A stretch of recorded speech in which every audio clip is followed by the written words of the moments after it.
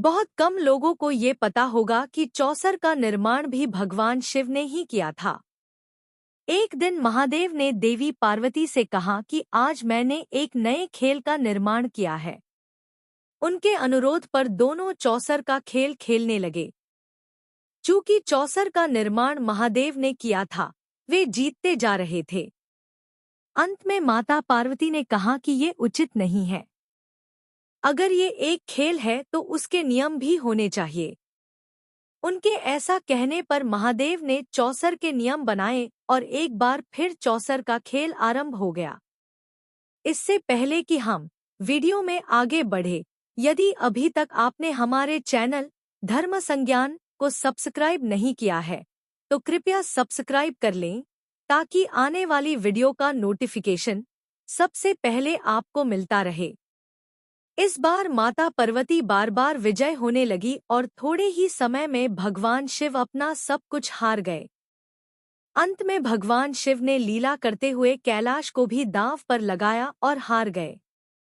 इसके बाद भगवान शिव अपनी लीला रचाने के लिए हारने के बाद पत्तों के वस्त्र पहनकर देवी पार्वती से रूठने का नाटक करते हुए गंगा नदी के तट पर चले गए। थोड़ी देर बाद जब कार्तिकेय कैलाश लौटे तो उन्होंने भगवान शिव का माता पार्वती से चौसर के खेल में हारने की बात सुनी। वे अपने पिता को अपनी माता से अधिक प्रेम करते थे, इसी कारण अपने पिता को वापस लाने के लिए उन्होंने माता पार्वती को चौसर में हराकर भगवान शिव की सारी वस्तुएं प्राप्त कर ली और अपने पिता को लौटने के लिए गंगा के तट पर चल दिए। इधर माता पार्वती परेशान हो गई कि पुत्र कार्तिकेय जीतकर महादेव का सारा सामान भी ले गया और उनके स्वामी भी उनसे दूर चले गए। यह बात उन्होंने अपने पुत्र गणेश को बतलाई। गणेश अपनी माता को अपने पिता से अधिक प्रेम करते थे, इसी कारण उनका दुख सहन न कर सके और अपनी मां की इस समस्या का निवारण करने के लिए वे भगवान शिव को ढूंढने निकल गए।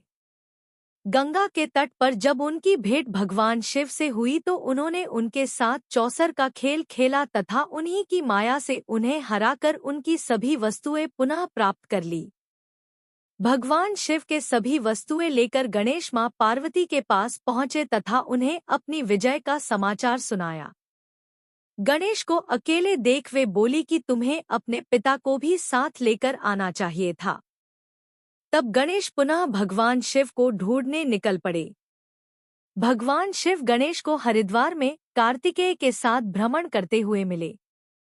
जब भगवान गणेश ने शिव से वापस कैलाश पर्वत चलने की बात कही तो उन्होंने गणेश के बार बार निवेदन करने पर कहा कि यदि तुम्हारी माता मेरे साथ एक बार फिर चौसर का खेल खेले तो मैं तुम्हारे साथ चल सकता हूँ। गणेश ने माता पार्वती को भगवान शिव की शर्त बतलाई और उन्हें लेकर अपने पिता के पास पहुँचे। वहां पहुंचकर माता पार्वती हंसते हुए भगवान शिव से बोली कि हे नाथ, आपके पास हारने के लिए अब बचा ही क्या है। तब नारद जी ने अपनी वीणा भगवान शिव को दांव लगाने के लिए दे दी। भगवान शिव की इच्छा से भगवान विष्णु 500 के रूप में भगवान शिव के पास आ गए और भगवान ब्रह्मा मध्यस्थ बने। इस बार भगवान शिव चौसर के खेल में माता पार्वती को बार बार हराने लगे। जब माता पार्वती अपना सब कुछ हार गई तब महादेव ने हंसते हुए इसका रहस्य बताया। हालांकि भगवान शिव ने माता पार्वती के साथ यूं ही ठिठोली की थी, किंतु देवी पार्वती को बड़ा क्रोध आया। उन्होंने क्रोधित होते हुए भगवान शिव से कहा कि आप हमेशा अपने सर के ऊपर गंगा का बोझ सहेंगे। देवर्षि नारद को कभी एक जगह न टिकने का श्राप मिला तथा भगवान विष्णु को धरती में जन्म लेकर स्त्री वियोग का श्राप मिला। माता पार्वती ने अपने ज्येष्ठ पुत्र कार्तिकेय पर भी क्रोधित होते हुए श्राप दिया कि वे सदैव बाल्यावस्था में ही बने रहेंगे। बाद में माता पार्वती को अपने श्राप पर बड़ा क्षोभ हुआ और उन्होंने भगवान शिव और नारायण से प्रार्थना की कि वे उनके श्राप को निष्फल कर दें, किंतु भगवान विष्णु ने कहा कि वे जगत माता है और वे उनका श्राप निष्फल कर उनका अपमान नहीं कर सकते। इस कारण सभी को माता पार्वती द्वारा दिया गया श्राप झेलना पड़ा। इस प्रकार चौसर ने केवल मनुष्यों का नहीं बल्कि स्वयं ईश्वर का भी अहित किया। यदि आपको यह वीडियो पसंद आई हो तो कृपया कमेंट करें, लाइक करें और साथ ही वीडियो को आगे शेयर भी करें।